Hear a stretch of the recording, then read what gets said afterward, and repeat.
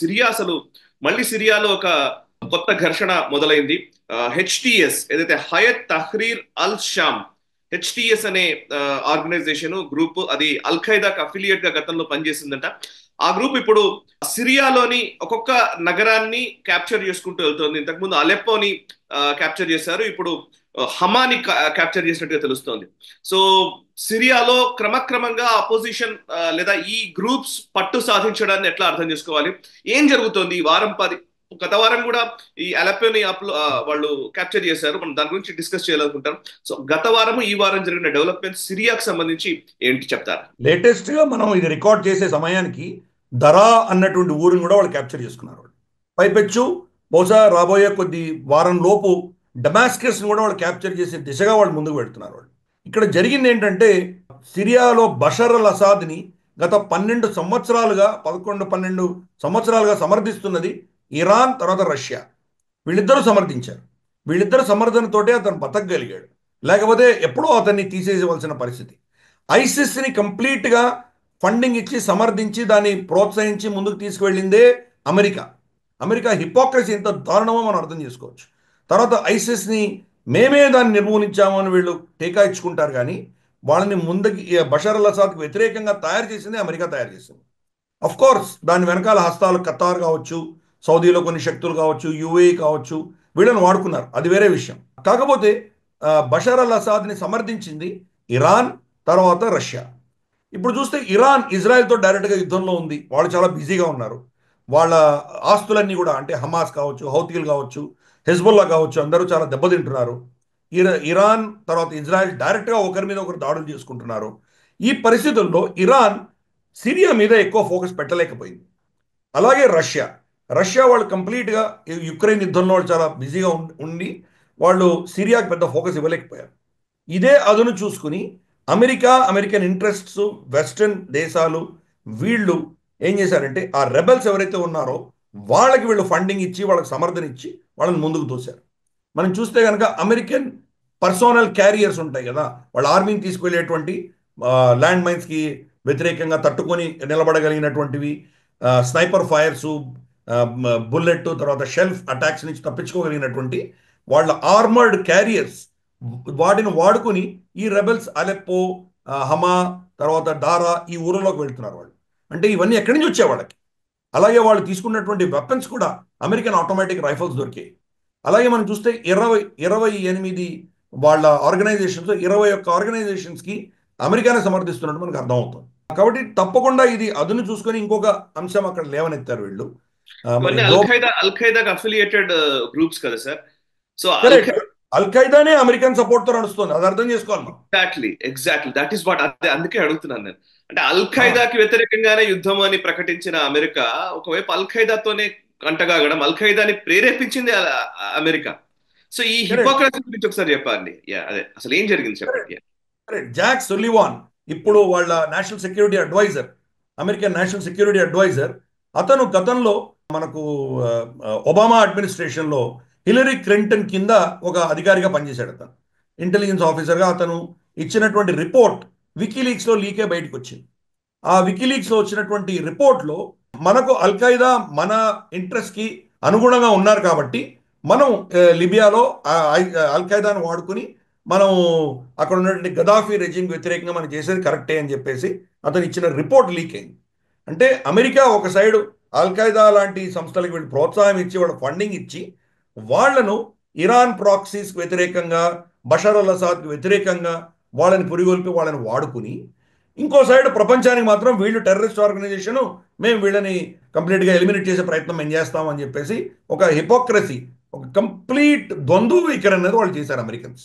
దానివల్లే ఈరోజు మనం చూసామంటే సిరియాలో మళ్ళీ అవే శక్తులు ఈ ఏదైతే హెచ్టిఎస్ ఏదైతే ఇందాక చెప్పావో అది ఇటువంటి అవుట్ఫిట్కి సంబంధించినటువంటి ఇటువంటి భావజాలం ఉన్నటువంటి అవుట్ఫిట్లో ఒక భాగం కింద మనం భావించాలి. వాళ్ళు ఈ ఊర్లన్నీ ఆక్యుపై చేయగానే ఇమ్మీడియట్గా చేసింది వాళ్ళు ఇస్లామిక్ లా, ఇస్లామిక్ సున్నీ ఇస్లామిక్ అజెండా ముందుకు తీసుకెళ్లే ప్రయత్నం వాళ్ళు చేస్తున్నారు. కంప్లీట్ టెర్రరిస్ట్ ఆర్గనైజేషన్స్ ఇవి, ఇస్లామిక్ జిహాదీ టెర్రరిస్ట్ ఆర్గనైజేషన్. ఇవి కనుక టేక్ ఓవర్ చేశాయంటే టెంపరీగా మీరు ఇరాన్ని ఏదో కౌంటర్ చేయడమో, బషర్ అల్ అసాద్ లాంటి వ్యక్తిని తీసేయడమో, లాంటివి ఏదో మీరు అచీవ్ చేయొచ్చేమో.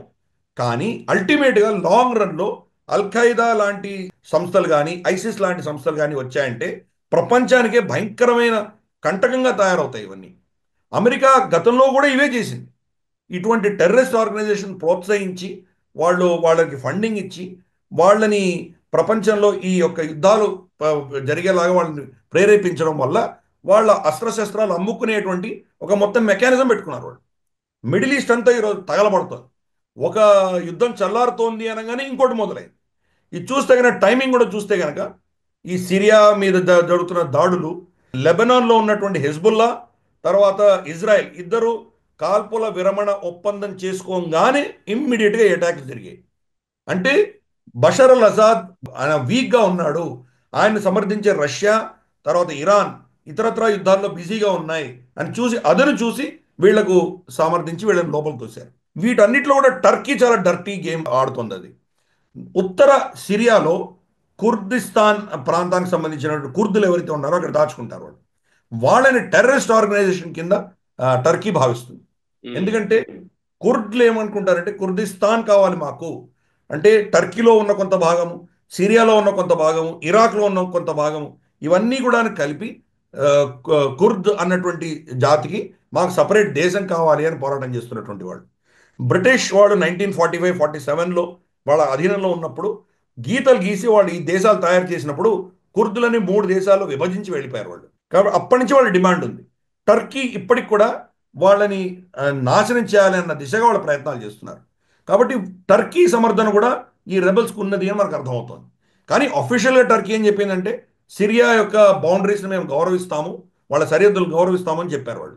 కానీ వాళ్ళ హిపోక్రసీ ఏంటంటే సిరియాలో ఉన్నటువంటి ఈ కుర్డిస్తాన్ ప్రాంతానికి సంబంధించినటువంటి సైన్యాన్ని వాళ్ళు డైరెక్ట్గా టార్గెట్ చేస్తున్నారు. అమెరికా బషర్ అల్ అసాద్ సైన్యాన్ని టార్గెట్ చేస్తోంది. ఇంకా చాలా దారుణమైన ఇన్ఫర్మేషన్ మనకి ఏమొచ్చిందంటే ఎలాన్ మస్క్కి సంబంధించినటువంటి స్టార్ లింక్ని వీళ్ళు వాడుకుంటున్నారు అని తెలుస్తుంది. ఆ స్టార్ లింక్ను వాడుకుని బషర్ అల్ అసాద్ సైన్యానికి సంబంధించినటువంటి కమ్యూనికేషన్స్ని జామ్ చేశారు వీళ్ళు. మరి ఇంత టెక్నాలజీ వీళ్ళ దగ్గర ఎక్కడి నుంచి వచ్చింది? ఒక జస్ట్ సింపుల్ టెర్రరిస్ట్ ఆర్గనైజేషన్ ఇంత చేయగలిగింది అంటే కనుక కంప్లీట్ అమెరికన్ సపోర్ట్ ఉంది అని మనకు అర్థమవుతుంది.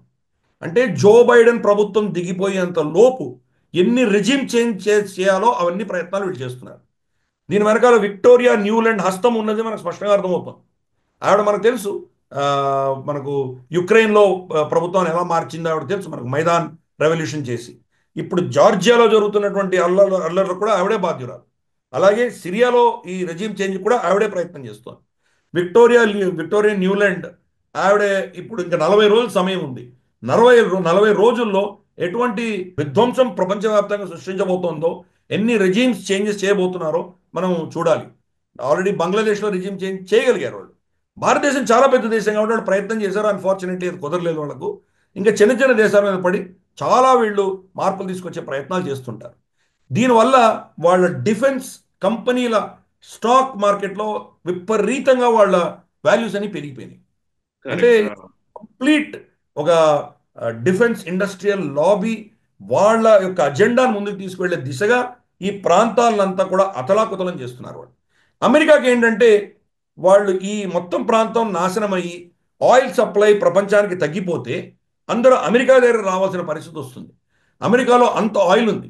అమెరికా సౌదీ అరేబియాని, యూఏఈని, తర్వాత కువైట్, ఇరాక్, ఇరాన్ వీళ్ళని రీప్లేస్ చేసి ప్రపంచానికి ఆయిల్ సప్లై చేయగలిగినంత ఆయిల్ వాళ్ళ దగ్గర ఉంది.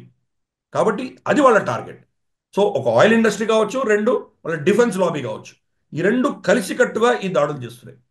ఇలా ఉండగా వాళ్ళ 3వ వర్టికల్ ఫార్మసీ ప్రతి వారము 10 రోజుల్లో ఆఫ్రికాలో ఏదో కొత్త డిసీజ్ను వాళ్ళు ప్రవేశపెడుతున్నారు. లేటెస్ట్గా కాంగోలో మనం చూసామంటే కాంగోలో, తర్వాత గాంబియాలో, ఇంకేదో దేశం ఉంది, 2 దేశాలలో కొత్త బ్లీడింగ్ ఐ డిసీజ్ ఒకటి వచ్చింది. సో వీళ్ళే ప్రవేశపెడతారు. వాళ్ళకి వ్యాక్సిన్ రెడీగా ఉంటుంది. 200-300 మంది చచ్చిపోయిన వెయిట్ చేస్తారు. అది వేరే దేశాల్లో విస్తరించగానే మళ్ళీ వాళ్ళు వ్యాక్సిన్లు అమ్ముకుంటారు. సో ఈ యొక్క భయంకరమైన డీప్ స్టేట్ని టార్గెట్ చేయడానికే డొనాల్డ్ ట్రంప్ అతను అపాయింట్ చేసుకున్న వ్యక్తులందరినీ వాళ్ళని అపాయింట్ చేసుకున్నాడు. అదే ఎఫెక్ట్ ఈరోజు మన సిరియాలో కూడా చూస్తున్నాం. ఈ యొక్క వచ్చే 20-30 రోజుల్లో బషర్ అల్ అసాద్ని తీసేసే దిశగా వీళ్ళు ప్రయత్నాలు చేస్తున్నారు. అందుకనే రష్యా గతంలో 5-6 సంవత్సరాల క్రితం వాళ్ళ కమాండర్ ఎవరైతే ఇక్కడ వచ్చి సిరియన్ ఆపోజిషన్ ఎవరైతే ఈ ఐసిస్ శక్తులు ఉన్నాయో వాళ్ళని కంప్లీట్గా నాశనం చేసినటువంటి వ్యక్తి ఎవరైతే ఉన్నారో అతన్ని బరిలోకి దించింది రష్యా. అలాగే IRGC, Iranian revolutionary guard corps, వీళ్ళకి సంబంధించినటువంటి ఒక సీనియర్ మోస్ట్ అధికారిని మళ్ళీ బరిలోకి దించారు. సో ఇప్పుడు చూద్దాం మరి బషర్ అల్ అసాద్ మరి ఇప్పుడు ఆయన మీద వచ్చిన విపత్కరమైన పరిస్థితిని తట్టుకోగలడా, లేదా అమెరికా ఇచ్చినటువంటి ప్రపోజల్, యుఏఈ అమెరికా ఇచ్చిన ప్రపోజల్ ఏంటంటే మీ ఇరాన్ని దూరం పెట్టండి, ఇరాన్కి సిరియాలో లెబనాన్లో ఉన్నటువంటి హిజ్బుల్లాకి వాళ్ళు సరఫరా చేస్తున్నటువంటి ఆయుధ సామాగ్రిని మీరు నిలిపేయండి, అది నిలిపేస్తే మీ రెజిమ్ని మేము కాపాడుతాము అన్నటువంటి ఒక అష్యూరెన్స్, దాన్ని యాక్సెప్ట్ చేసి మరి ఇరాన్కి వ్యతిరేకంగా వెళ్తాడా మనం రాబోయే రోజుల్లో చూడాలి. కానీ ఇప్పుడున్న పరిస్థితిలో మాత్రం ఒక వారం 2 వారాల లోపు బషర్ అల్ అసాద్ నిజంగా బతికి ఉండగలరా అన్న ప్రశ్నలు పుడుతున్నాయి, సీరియస్గా పుడుతున్నాయి. నెక్స్ట్ టార్గెట్ డెమాస్కస్ కాబోతున్నది. డెమాస్కస్ కనుక వాళ్ళ అధీనంలోకి వెళ్ళిపోయిందంటే ఇంకా బషర్ అల్ అసాద్ బతకడం అన్నది కల్లా. ఆయనను ఈజీగా సునాయాసంగా వాళ్ళు ఓడించి మొత్తం దేశాన్ని టేక్ ఓవర్ చేయగలరు. ఇంత అంటే మెరుపు వేగంతో సిరియాలో జరుగుతున్నటువంటి దాడులు అన్నిటి కూడాను అమెరికన్ సమర్థన మనకు వెనకాల హస్తం కనిపిస్తోంది. అమెరికా అఫీషియల్గా యాక్సెప్ట్ చేయట్లేదు, కానీ తప్పకుండా అమెరికా దీని వెనకాల వీళ్ళ హస్తం ఉన్నదని అర్థమవుతోంది. అది కూడా ఏంటి, డొనాల్డ్ ట్రంప్ వచ్చేంత లోపల చేయాలన్న ప్రయత్నం వీళ్ళు చేస్తున్నారు. చూద్దాం. Maybe next global round up కంతా మనకు చాలా కొన్ని సీరియస్ అప్డేట్స్ వచ్చేటువంటి సూచనలు కనిపిస్తున్నాయి. ఈ వీడియో మీకు నచ్చినట్టయితే లైక్ చేయండి, 10 మందికి షేర్ చేయండి. అలాగే కామెంట్ల రూపంలో మీ అభిప్రాయాలను మాతో పంచుకోండి. Nationalist hub group of channels ను సబ్స్క్రైబ్ చేసుకుని తెలుగునాట జాతీయవాద జర్నలిజాన్ని ప్రోత్సహించండి. ఈ వీడియో కింద ఉన్న బెల్ ఐకాన్ పై క్లిక్ చేయడం మర్చిపోవద్దు.